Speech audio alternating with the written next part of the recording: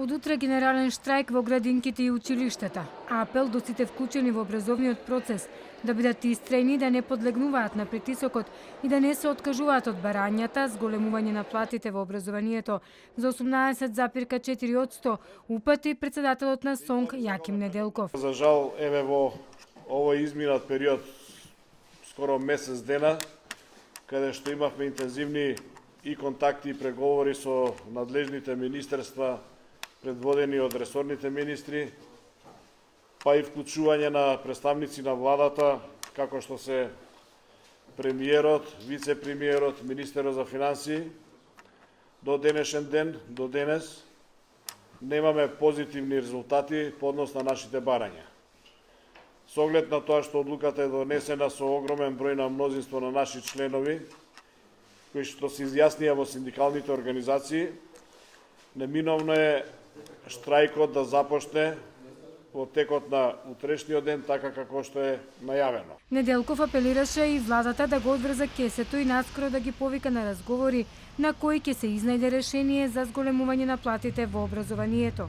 Премиерот Ковачевски пак уверува дека владата ќе остане посветена за изнаоѓање решенија за сите прашања што ги отворија синдикатите и упати апел до наставниците да не запира процесот на образование. Гледаме дека синдикатите бараат уште повеќе зголемување на платите.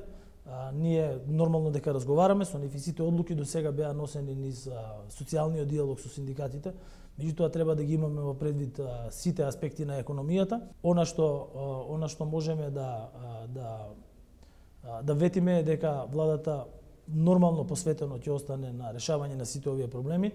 Поддршка за утрешниот штрајк, за кој СОНК најави дека ќе трае додека не се дојде до решение, денеска од опозицијската ВМРО ДПМНЕ, од каде велат дека вработените во образованието имаат со устав загарантирано право на штрајк. ВМРО ДПМНЕ ги поддржува вработените во образованието во нивното барање и во нивниот штрајк. ВМРО ДПМНЕ смета дека нивните барања се оправдани.